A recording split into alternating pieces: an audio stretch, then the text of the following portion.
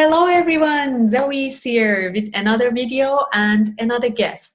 Today I'm going to introduce you to Saeed Bostani. He is a director and team leader of developers in Deloitte Digital. And the interesting thing is, he's also a life coach. If you want to know more about his responsibilities and how you can find a job in Deloitte as a developer, watch this video. Hi, Saeed. How are you? Thank you for joining us today. Hi Zoe, it's a pleasure to be here. Thank you. Thanks for joining us. And that's great to have you. To start, Saeed, can you please tell us a bit about yourself, your career journey, and what do you do now? Oh, sure. So I moved to Australia 9 years ago. So I studied software engineering in Iran. And I moved here and I started my career as programmer, developer, software developer. Then I Wow. become a senior developer, then tech lead, manager, senior manager, and now I'm a director at Deloitte doing more leadership, empowering others. That's amazing. So you've been always in kind of like digital programming and that area, right? Yep, so I've got two passion usually that Mm. drives my career. One passion is for technology, the latest technology, which these days is more digital technology. And another passion is empowering others to Oh, empower others so to achieve their goals and become better in their work. So for example, 6, 7 years ago, I tried to be hero in my job. Now my passion is to make others to become hero in their job. So combination oh. of background in technology, passion for empowering others put me in a position that I'm leading big projects, 67 people that I'm, for example, working with 5 managers under me, and we are running, for example, project more than $50 million. That's amazing. So the base is helping others, which is such a great base, right? Exactly, exactly. So it's something that gives me energy. So Yeah, when you help someone to get better, to grow, and that's the satisfaction that really drives me. that's awesome. This is really amazing. So, my next question is, how do you define your employment challenge? Like, as a person who immigrated to Australia, like, do you feel like it was hard to find the first job? And like, you are a director now, a great position in Deloitte, you manage a big team, as you said, and now you're in a position that you are helping others to achieve their goal. So how was the start? Like, did you find it hard to be settled and to get here? Definitely. So I had my own challenges when I moved to Australia because I always wanted to do management leadership. I started studying IT project management, getting a diploma on that. And on that time, I was thinking, okay, so because I was far from technology and programming when I was in Iran, I was doing more management That's in right. Iran. And when I moved here, so I said, okay, I cannot say I'm a manager. I need to study something. So to prove that I've got management skills, I That's studied true. IT project management, and then I find that IT project manager is more coordination and it's not something that I'm excited. And also Wow. I found, for example, junior project manager on that time was making 55K per year and the mid-level developer was making 80K, 90K. Hmm. And when I was looking at, okay, after 5 years, even in terms of the income, so if I go with the technology and not IT project management, it's gonna have a better outcome for me. But That's right. I started to be a developer, but it was not something that I was passionate about. And I got redundant twice. So the first job after 2 months, I got redundant. Oh my And the God. second job As your after first 8 months. job? Yes, at the first Oh, job in the probation. So how after did you 2 months, feel? yeah, definitely it was challenging. And Yeah. then I find my way and I realized what needs to be focused on. And Mm. it changed my career path. So does that mean you learn the culture and you learn what you need to be focused on? Couple of things happen. So when you focus to just have a job and have Mm, some income, so you might become successful and achieve good income and good salary and level in terms of your career, but it's not something that satisfy you. So mm, inside you, it's not something that excites you. So finding purpose, finding the meaning for what I do and have a vision. Where am I want to go and what's the picture that I've got for myself in a few years? That was a wow. turning point for me. So everything starts from the mindset. I was trying to improve my skills with the outer world and I was Mm, not focusing in inner world. For me, the turning point was when I focused in inner world and get clarification from inside and then outside started manifesting in a different way. that sounds very interesting. That's cool. Awesome. So now, after 9 years, you're completely settled and you know what you are doing, right? But Yeah. another thing is, as far as I know, you got the chance to be focused on your hobby as well, which is about life coaching, which is very interesting for me and everyone who knows you. So how did you get there? Like, when did you did you find that passion that you are already settled enough and you want to be focused on something else that you always, I assume you wanted to do, right? Yep, of course. So it got back when I was in Iran. So I used to teach meditation, and I Oh, usually when it's like you go to a good restaurant and you've got a good food and you want to tell all your friends the food is really good, go to that restaurant. I'm that type of person. So when I was in Iran, so I learned meditation. It changed my life and a lot of challenges that I had in my life back on that days. And when I moved to Australia, when I got my turning point in my career, so I realized that I find another good restaurant with the good food. I want to tell other people instead of experiencing and learning from their own mistake, let's mm, learn from my mistakes. So it's going to be mm, a shortcut. And I started coaching mainly the Persian community because mm. the patterns and things that happen for the Iranian people when they move to Australia, it's very similar.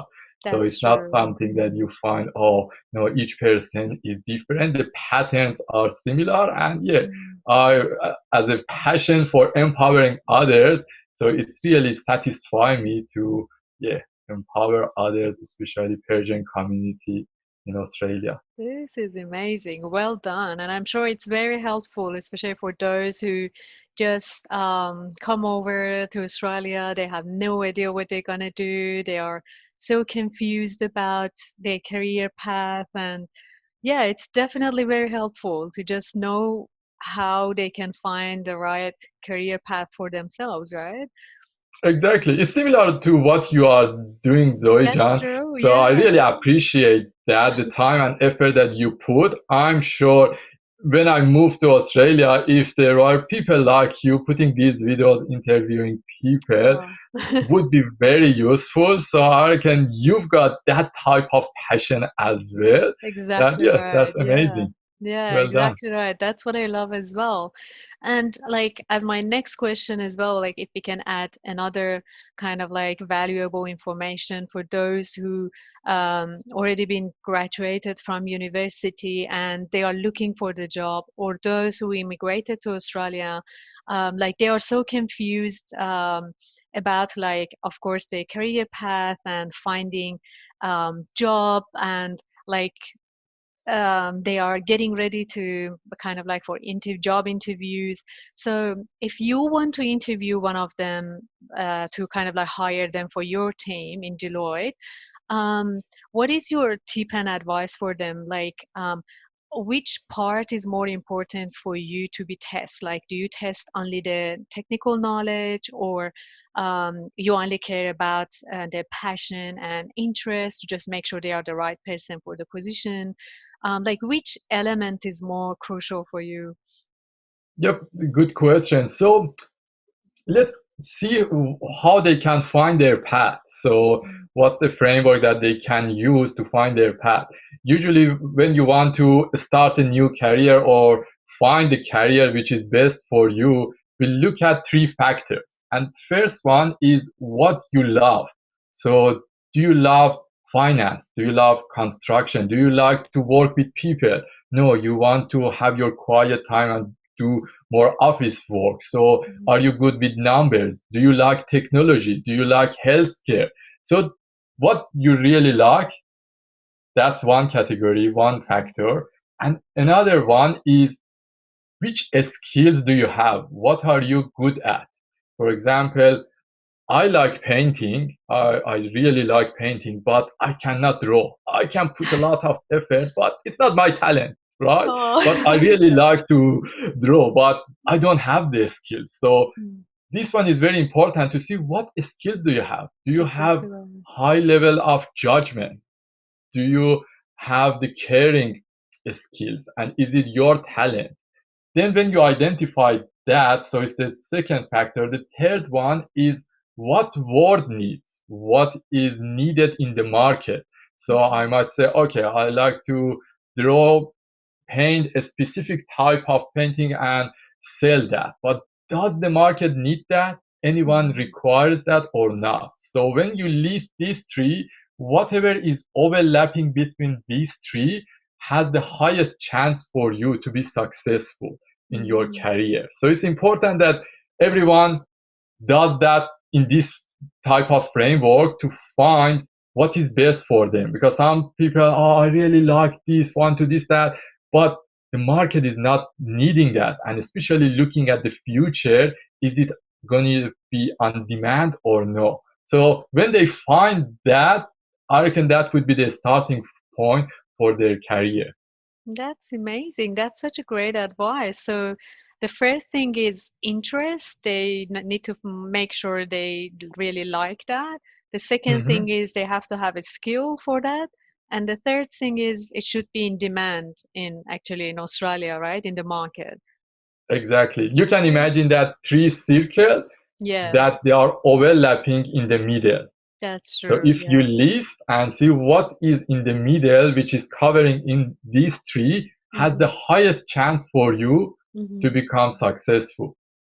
You might That's say, okay, amazing. I want to become a tax agent. I Mm-hmm. really like that. And you need to see in future, is there a demand for that, especially with the technology, automation. I'm just giving example. Yeah, yeah, So that's a good no example. defense to Yeah. anyone in Yeah. this industry. So, and do you have skills on that? Are you got good with numbers? Do you have eyes in details or no? You usually Mm-hmm. miss things. So maybe if you don't have skills, but you really like that and there is a demand on market, might not be the right thing for you. You could choose that, but you need to put much more effort compared to something that has all three. That's awesome. I think that's a great advice. Thank you. Is there any other tip and advice that like you're gonna give those people to help them to kind of like if they're gonna do what you do now and if they're gonna achieve their goal, maybe the kind of like being settled in Australia and getting the right job they want, with kind of like mentioning those three circle. Like, is there any other tip and advice that you can help them? So when they find their path, then in the terms of skills that they need to improve, there are two type of skills. One is soft skills, one is hard skills.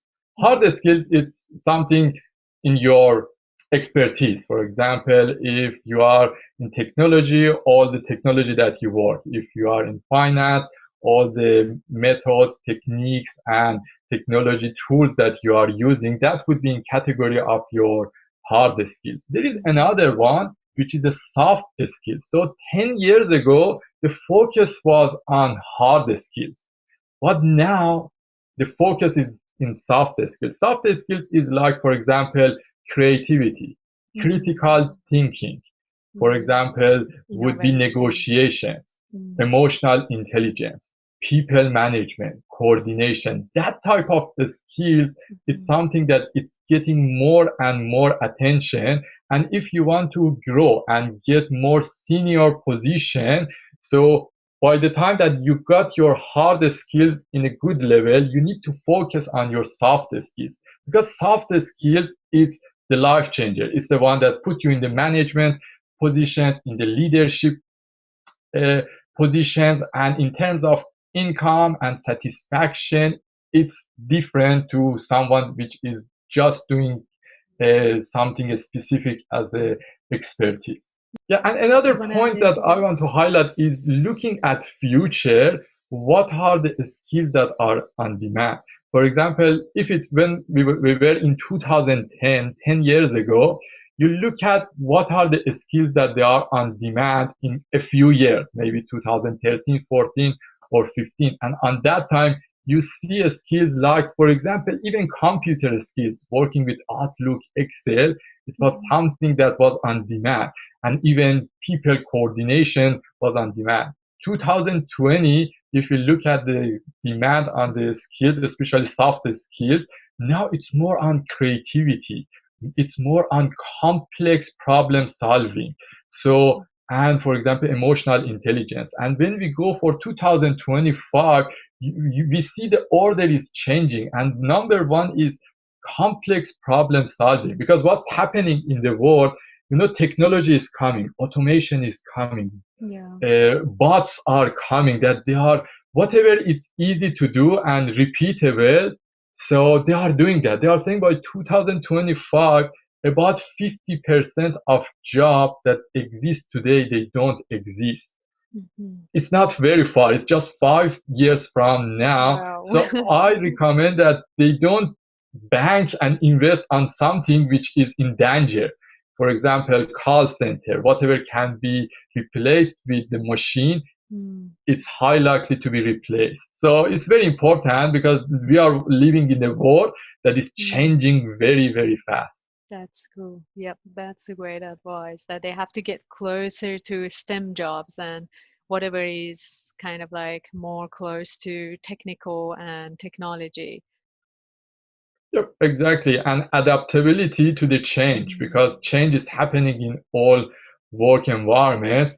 Imagine the coronavirus that is happening now. So some people adjust quickly. So some of my team members, very easy. In a few days, we got back to the track.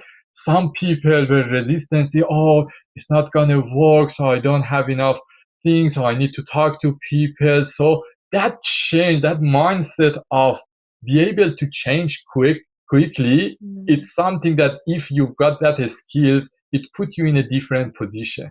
That's true. You can always adapt yourself with anything that is happening in the market, which is very normal these days, right? Exactly. And type of your work might change 6 months from now. Exactly true. Great advice. Thank you, Saeed-John. Thank you very much for your time today and all your information that you shared with us.